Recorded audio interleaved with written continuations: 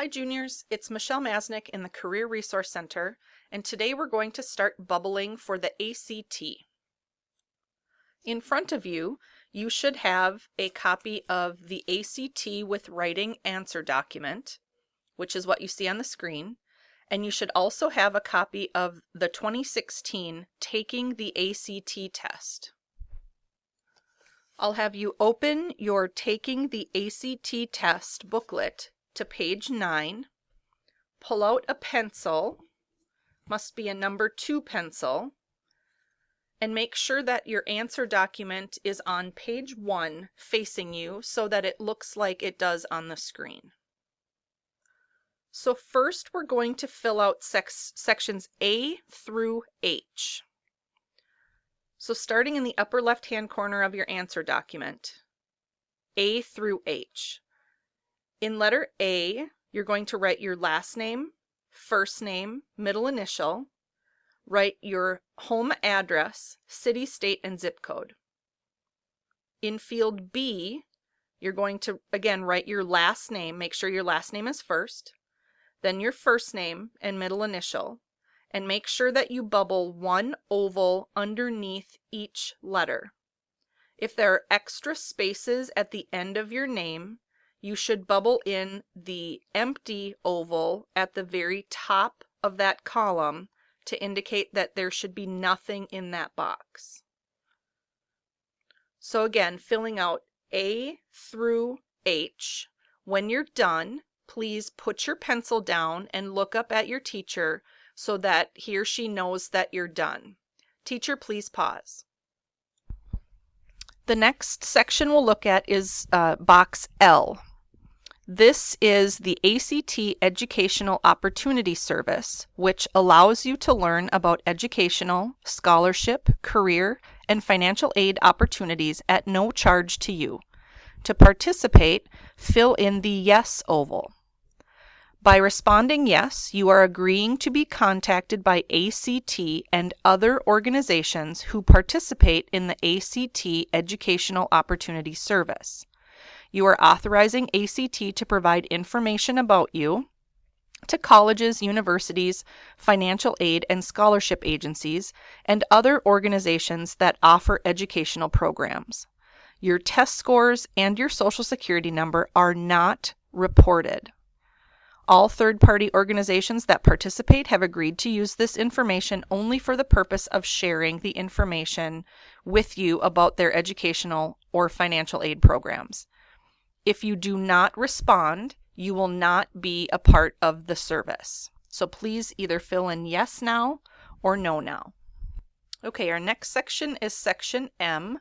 So let me get there so it's at the top of the screen. So the box M is at the bottom of page 1, but it's at the top of the screen that you're looking at. Section M is the College Planning and Reporting Score section. Your high school, Osseo Senior High, will receive a copy of your scores, whether you complete this block or not. So this block is for if you want to send your scores to anyone else, to a college, for example. So if you want to send your scores to colleges or scholarship agencies, you can find a list of codes on page 13 of this booklet.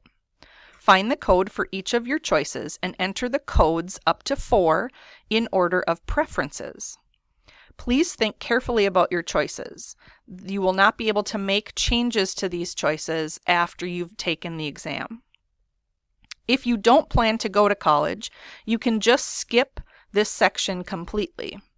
But just a little editorial comment about this section of the exam.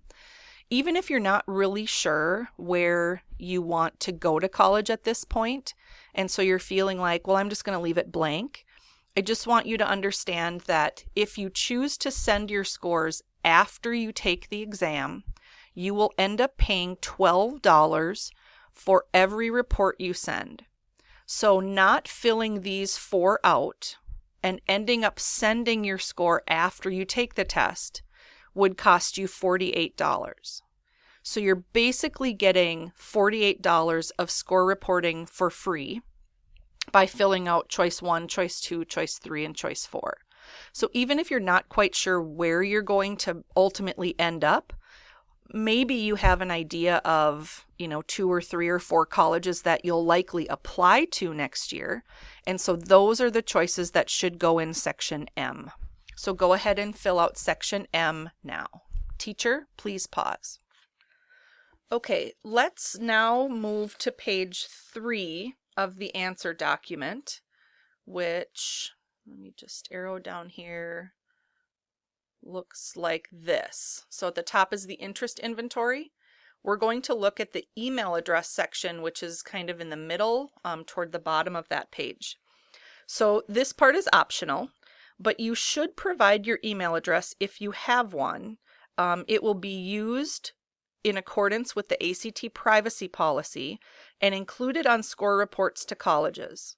Enter all numbers, letters, and symbols of your email address using the key provided and then grid the corresponding ovals. If you create an ACT web account, this is a way that they will be able to match that up for you. So I would encourage you to put your email address here, but it is an optional item. You do not have to answer. Teacher, please pause. Okay, the next section will be section N, so we'll need to go to the very back page of the answer document, which looks like this. So in the upper left-hand corner is letter N, that is your mailing address. So your mailing address is a mandatory field. Please leave a space between the parts of your street address. If you live in an apartment, enter the number after the street name. So if you live at 123 Main Street, you would put 123, a blank box, MAIN, a blank spot, and then street. For every blank box, you're again filling in the blank oval at the top of the column to indicate that it should be blank. And then any space you have remaining in that box, box N, you should fill in the oval at the top, indicating that that should be blank. Please also fill in O, P, Q, and R, which are your city, state, residency, and zip code. So Q is, are you a legal resident of this state? Answer yes or no to that. So we'll give you some time now to do this. You're looking at N, O, P, Q, and R. Teacher, please pause.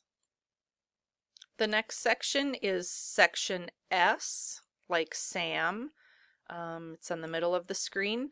This is for your student ID number. So we're going to ask that you put your Osseo Senior High School student ID number in the boxes, and then fill in the corresponding ovals. And let's do that now. Teacher, please pause. Okay, and then we're going to leave T, U, and V blank. So we won't be doing any of those letters. Okay, let's turn back to your answer document and go back to page 2, which I believe is the back side of the front page. Let me get there on the screen here. So page 2 looks like this. So this is the most difficult part of this whole process. So what they're looking for here is courses that you have taken in high school or are planning to take in high school, and then they're going to ask you what grades you earned in those courses.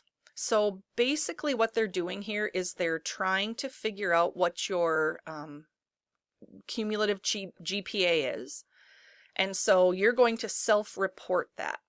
So let's just take a look at that first little section that says courses taken or planned.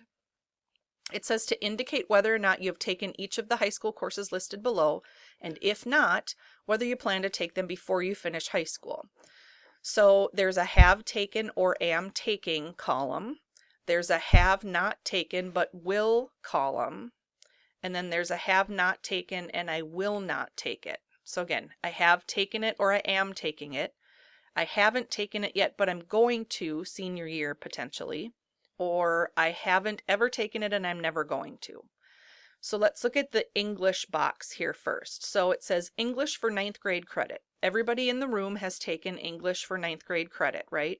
So we're going to fill in this little oval right here that says have taken or am taking. We're going to do that also for 10th grade and for 11th grade because you're currently taking 11th grade English, correct? Then we're going to, for 12th grade English credit, say I haven't taken it yet, but I'm going to, and we're going to fill in this little oval here. And then if you've taken already or you plan to take next year something like creative writing or art of film or journalism, then you will fill in this oval. Or if you're not taking any electives in English, you will fill in this oval. I'm not taking any of those types of courses, and I never will. Then we'll move on to math. Algebra 1, Algebra 2, Geometry, Trigonometry, same thing. If you're in it or have already taken it, you're going to fill in these ovals. If you're planning to take it next year, you're going to fill in these ovals. And if you're never going to take calculus or computer science, then you'll fill in these ovals. So go ahead and let's complete this section right here, right now. We'll give you some time to do that. Teachers, please pause. Okay, now that you've said the courses you plan to take or the courses you've already taken, now we're going to go back and do the grades section. So this section right here. So let's think about 9th grade English. You don't have to look at your transcript to determine what your grades were. You probably know that, I was kind of a C student in 9th grade English, or just in English in general, I'm kind of a B student. So if you don't remember at all what 9th grade English was like for you, but your overall GPA is kind of in the 2.0 range, or you're kind of a C student, then let's just fill in C. So we're going to do that for every course that you said I have taken or I am taking. You're going to fill in some sort of grade over here because you have taken it or you're currently in it. Maybe even if you're currently in it, don't even worry about filling it out. So any course that you've said, I have already taken this course, let's make sure that we fill in some sort of grade here. And we'll give you time to do that now. Teachers, please pause. Okay, 2 more sections and we're done, guys. So let's scooch down to the bottom of that page, page 2, to the student profile section. So I'm moving it up here on the screen so you can see it. It looks like there are 114 questions here, but it's not really as scary as it looks, to be honest. On page 11 of your taking the ACT booklet, there are a series of questions. So you should go through and answer as many of them as you can.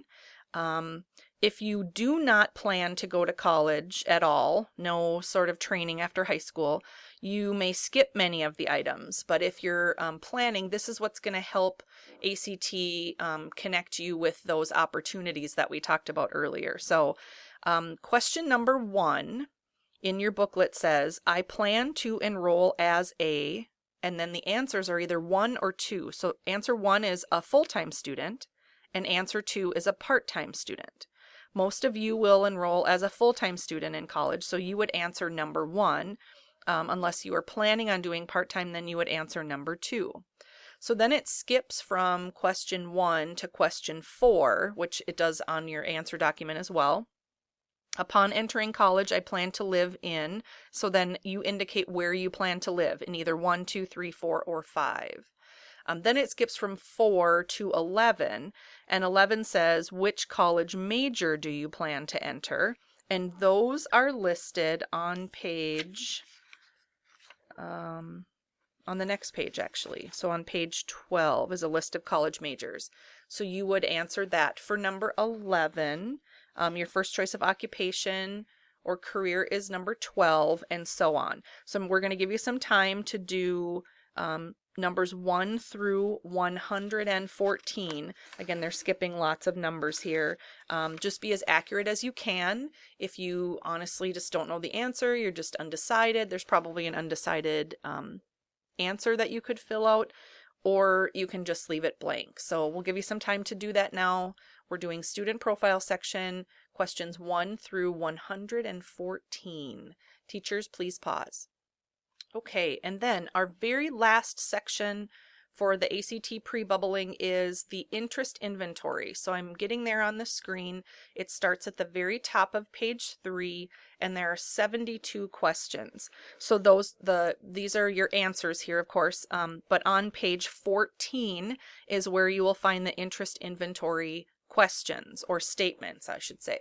So let's read statement number 1 and then make a decision. So statement number 1 says, explore a science museum. So because this is an interest inventory, the question is that something that you would like to do, hate to do, or be like, well, whatever, it's fine, or I don't have to do it, it's fine either way. So in answer number 1, you see a D, an I, and an L. So the D stands for dislike. I would dislike doing that activity. So exploring a science museum, I would dislike doing that. You will bubble the D. If you would like doing the activity, you will bubble the L. I like that activity. I would like doing that activity. If you're not sure either way, you're not sure what the question is asking, you've never done anything like that before, you're just not sure, or you're indifferent, you could kind of care less, couldn't care less either way, you will bubble the I. I'm indifferent. I could take it or leave it. It doesn't really matter to me. So for numbers 1 through 72, you're going to bubble either a D for dislike, an I for indifferent, or an L for like. So we'll give you time to do that now. Okay, so that's it. That's all for the pre-bubbling. I will just give you a couple of tips for the day of the test. Everybody always says, please make sure you get a good night's sleep. So I'm going to tell you, make sure you get a good night's sleep the night before. Make sure you eat breakfast, that your belly's full, so that your brain can work at its best. The other things to really think about are the things that you have to bring to the test that day. So we might have some pencils available for you, but we likely won't have a calculator for you. So that's going to be something that you'll want to kind of figure out. I'll show you, I Googled, not every calculator can be used on the ACT. So I Googled what calculators are allowed on the ACT and got this information here. So any prohibited calculator will not be allowed, and your teacher will check that before you actually start. So if your Texas Instruments TI calculator starts with 89 or 92, that is a prohibited calculator. The TI Nspire CAS is a prohibited calculator. So Hewlett Packard, there's a bunch there. You can see there's a bunch of Casios listed there. If you've been using it in your Algebra 2 class or in your geometry class, it's probably fine. But just make sure that you know what the rules are, because not every calculator can be used. So if you have questions, ask your teacher. But looking forward to having you guys take the test in a couple of weeks, and just hoping that you guys all do your best and score really well. So thanks for filling out the pre-bubbling, and good luck on the test.